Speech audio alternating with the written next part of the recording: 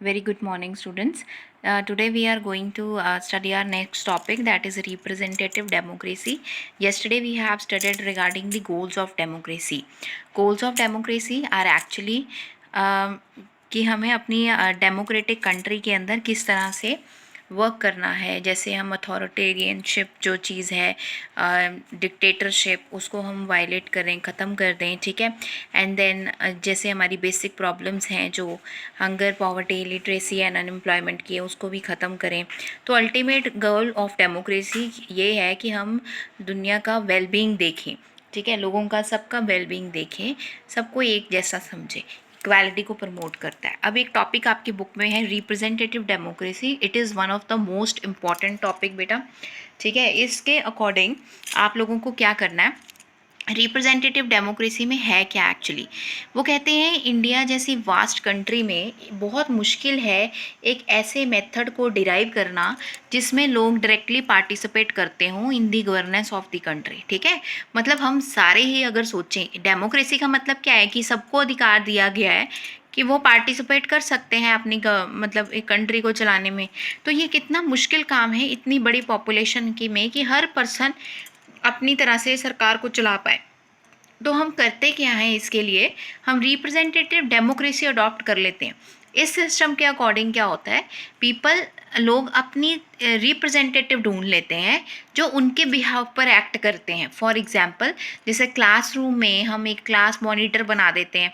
अगर आपको कोई बात होती है, शिकायत होती है, आप क्लास मॉनिटर को जाके बता देते हो, तो वो क्या बन जाता है, वो रिप्रेजेंटेटिव बन जाता है। फिर आगे आपका मैसेज टीचर तक किसने पहुंचाना है, वो मॉनिटर ने पहुंचाना होता है, रिप्रेजेंटेटिव ने पहुंचाना है, वो आपके बिहाफ पर एक्ट करता है। तो under this system people elect their representatives who govern on their behalf. This means that India is indirectly governed by people through their elected representatives. मतलब लोग डायरेक्टली नहीं पार्टिसिपेट कर रहे, मैं डायरेक्टली नहीं कर रही हूँ गवर्नमेंट में पार्टिसिपेशन, पर इनडायरेक्टली जिसको मैंने अपने बिहाफ पर चूज़ किया। हम वोटिंग डालते हैं ना, हम सब वोट डालते हैं जाके, जिसको सबसे ज़्यादा वोट मिलती है वो जाके रूल करता है, ठीक है। वो हमारी बात जाके आगे बताता है। मुझे कोई समस्या है तो आपने सुना होगा कि आपके वार्ड बने होते हैं, काउंसलर्स होते हैं उन वार्ड्स के, आप जाके उनको बताते हो।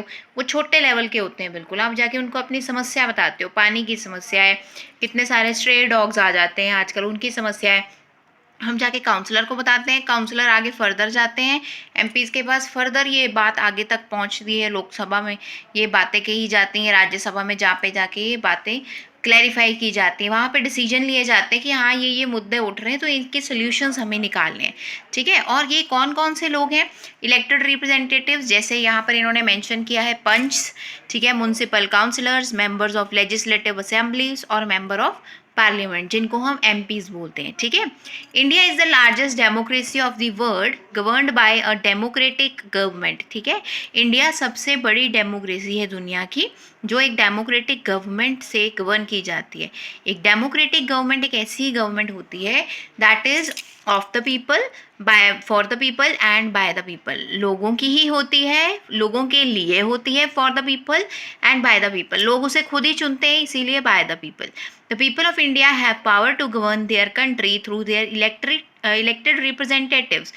लोगों के पास पावर है कि वो अपनी कंट्री को चला सकते हैं through their elected representatives only, जिनको मैंने चुना है, जो मेरे बिहाफ पर मेरी बात बहुत अगले लेवल तक लेकर जा सकते हैं। तभी तो हम जब लेटर्स लिख कर देते हैं, साइन करके देते हैं, तो हम कभी किसी काउंसलर को लिख कर देते हैं, एड्रेस करते हैं ऊपर, ताकि वो हमारी प्रॉब्लम को फर्दर डिस्कस करवा सके कि क्या इसका सोल्यूशन क्या हो सकता है, ठीक है। और ये क्या करती है गवर्नमेंट, क्या करती है, उनके बिहाफ पर रिप्रेजेंटेटिव एक्ट करते हैं, लॉज भी बनाते हैं जो उनके हित में होते हैं और उनके वेलफेयर के लिए काम करते हैं, ठीक है। जैसे यहाँ पे अब बात की गई है, पंचों की बात की गई है, छोटे विलेज लेवल पर हो गए, म्यूनसिपल काउंसलर्स होते हैं शहर में, टाउन में, member of legislative assemblies, Lok Sabha MPs हो गए, ये सारे पार्लियामेंट में बैठते हैं हमारे। तो ये हमारा बेसिक सा स्ट्रक्चर था representative democracy. In simple words, अगर आपको रिप्रेजेंटेटिव डेमोक्रेसी का क्वेश्चन आता है तो आपने उसमें ये लिखना है कि इंडिया एक बहुत ही बड़ी कंट्री है, वास्ट कंट्री है, ठीक है। इट इज़ नॉट पॉसिबल कि everybody can participate in that, government, ठीक है, गवर्नमेंट फॉर्मेशन में या कंट्री को गवर्न करने के फॉर्मेशन में it is not possible each and every individual उसमें पार्टिसिपेट कर सकता है। इसीलिए हम अपनी जगह एक रिप्रेजेंटेटिव को चूज़ कर लेते हैं जो हमारे बिहाफ पर एक्ट करता है और हमारी प्रॉब्लम्स को सॉल्व करने की कोशिश करता है। This is known as representative democracy. ठीक है, अब ये डू यू नो आपको दिया गया है, इसमें आपको ये बताया गया है कि हमें एक प्राउड, ये हमारे लिए मूवमेंट है, एक अच्छी फीलिंग आनी चाहिए हमारे मन में कि जो हमारा कॉन्स्टिट्यूशन है, आपको बताया गया था कॉन्स्टिट्यूशन एक बुक है बेटा जिसके अंदर हमारी कंट्री को गवर्न करने के सारे रूल्स एंड रेगुलेशंस लिखे गए हैं। वहाँ पे क्या है, इक्वल वोटिंग राइट दिए गए हैं, किस किस को, बोथ मेन एंड वुमेन को। आफ्टर इंडिपेंडेंस हमने आज़ादी के बाद मेल फीमेल को इक्वल वोटिंग राइट्स दिए, हर किसी को वोट करने का अधिकार है। मतलब अगर मैं वोट करूंगी तभी तो किसी रिप्रेजेंटेटिव को चूज़ करूंगी जो मेरे बिहाफ पर, जो मुझे पसंद है, जो मुझे लगता है कि हाँ ये काबिल है, ये हमारे मुसीबतों को, हमारे से जो प्रॉब्लम्स है उसको सॉल्व कर पाएगा। तो मेल फीमेल दोनों को यहाँ पे अपॉर्चुनिटी दी गई है। Unlike US, UK and France जहाँ पे वुमेन को बहुत साल लड़ना पड़ा था, ऐसी अमेरिका वगैरह कनाडा में लोगों वुमेन को बहुत साल लड़ना पड़ा अपने अधिकारों के लिए कि उनको भी वोटिंग का अधिकार दिया जाए। देखो अमेरिका में उन्होंने बोला कि वुमेन को राइट मिला 1920 में, फिर यूके में 1928 और फ्रांस में 1944 में उनको अधिकार मिला था। ये इतना इंपॉर्टेंट नहीं है, क्वेश्चन यहाँ से ऐसा कुछ खास फ्रेम नहीं होता इस डू यू नो में से।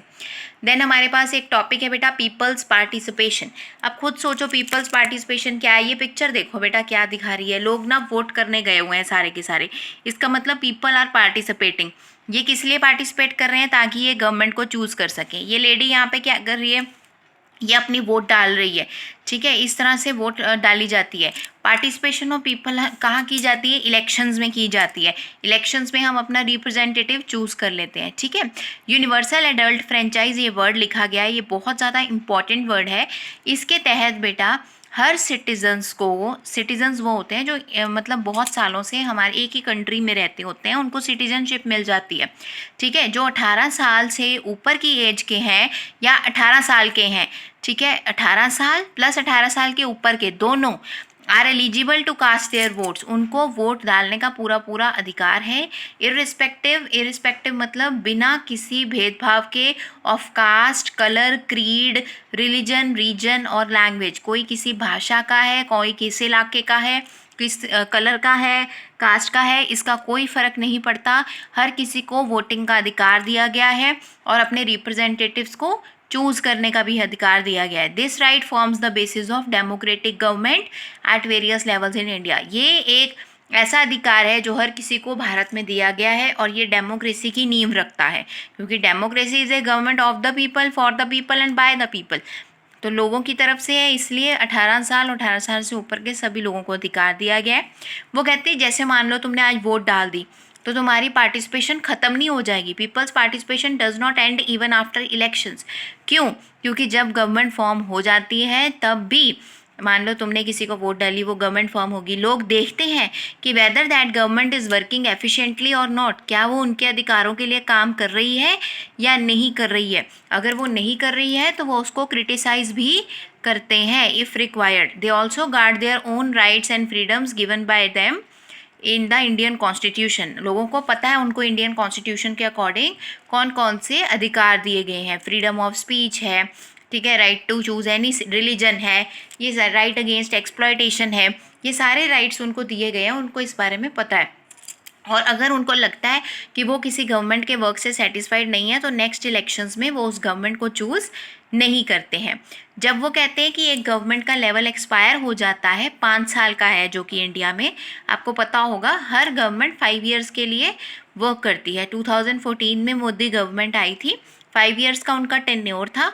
5 ईयर्स के बाद दोबारा फिर इलेक्शन हुए थे, फिर से बीजेपी गवर्नमेंट विन कर गई थी, इसीलिए Modi ji second time prime minister दोबारा कंटिन्यू कर रहे हैं 5 ईयर्स के लिए, ठीक है। ये जनरल इलेक्शंस होते हैं, इस स्टेज पर लोग डिसाइड करते हैं कि उनको सेम पॉलिटिकल पार्टी चूज़ करनी है या उनको चेंज करना है। अगर तो लोग मोदी जी के वर्क से सेटिस्फाइड थे तो उन्होंने दोबारा से मोदी जी को ही चूज़ किया, तो दैट मीन्स कि वो क्लोजली वॉच करते हैं कि किस पर्सन ने कितना काम किया है, कैसे किया है। Considering all the aspects the duty of voters, ये ना तो बेटा इजी है ना सिंपल है। देयरफॉर जब भी आपने वोट डालनी है, ये बहुत इंपॉर्टेंट है कि आप अपना राइट टू वोट का जो राइट है वो जुडिशियसली का मतलब होता है बहुत वाइजली इसको अडॉप्ट करें। ठीक है, अब ये क्वेश्चन आता है, how do we govern ourselves, हमें गवर्न करता कौन है। जैसे मान लो सरकार तो मेजर रूल्स एंड रेगुलेशंस बनाती है, अब ये सड़कें कौन बनाता है, इलेक्ट्रिसिटी कहाँ से आती है, हॉस्पिटल्स डिस्पेंसरीज ये कहाँ से रन करते हैं, एजुकेशन कौन इम्पार्ट करता है, ट्रांसपोर्टेशन गुड्स की, पैसेंजर्स की, या बॉर्डर्स पे जो डिफेंस होती है वो कौन लेकर आता है, सब कौन कंट्रोल कर रहा है, ये क्वेश्चन है। तो it is the government at different levels that organise, supervise and control all the activities around us. वो कहते हैं कि हर लेवल पर सरकारें बनाई गई हैं। ये पॉसिबल नहीं है कि मोदी जी सारी कंट्री की हर इस एक्टिविटी को देख सकें, कौन सी सड़क किस इलाके की ख़राब है, कहाँ बिजली पहुँच रही है, कहाँ नहीं। तो उन्होंने क्या किया हुआ है, हर लेवल पर गवर्नमेंट सेटअप की हुई है, लेवल्स ऑफ गवर्नमेंट बोला जाता है उसे। ठीक है, और गवर्नमेंट क्या करती है, लॉज बनाती ही नहीं है, उसको लागू भी करती है, एग्जीक्यूट करती है, और सम पीपल अगर कोई अधिकार रूल तोड़ते हैं तो उनको पनिश भी किया जाता है। अब ये डिफरेंट लेवल की गवर्नमेंट कौन सी होती है, ये भी इम्पॉर्टेंट क्वेश्चन है बेटा, आपको पूछा जा सकता है। गवर्नमेंट एट नेशनल लेवल कौन सी है, स्टेट लेवल कौन सी है, और विलेज लेवल कौन सी है। तो सबसे पहले आपको पता होना चाहिए नेशनल लेवल पे जो गवर्नमेंट होती है, जैसे इस टाइम नेशनल लेवल पर बीजेपी की गवर्नमेंट है, मोदी जी उसमें प्राइम मिनिस्टर हैं, तो आपको बताना पड़ेगा नेशनल लेवल पे जो गवर्नमेंट है दैट इज़ सेंट्रल और यूनियन गवर्नमेंट। ठीक है, उसको सेंट्रल और यूनियन गवर्नमेंट कहते हैं। जो स्टेट लेवल पे गवर्नमेंट है, ठीक है, उसको हम क्या कहते हैं, जो सिर्फ स्टेट का वर्क देखती है। ठीक है, जैसे पंजाब स्टेट है, पंजाब स्टेट में कौन सी गवर्नमेंट है, कांग्रेस की गवर्नमेंट है। तो ये ज़रूरी नहीं कि दोनों लेवल पर सेम ही गवर्नमेंट हो, नो, जहाँ पे इलेक्शंस होते हैं, सेंट्रल के इलेक्शन थे तो वो सेंट्रल की गवर्नमेंट बनती है, स्टेट लेवल के इलेक्शंस होंगे तो स्टेट लेवल की गवर्नमेंट डिसाइड होगी उसमें।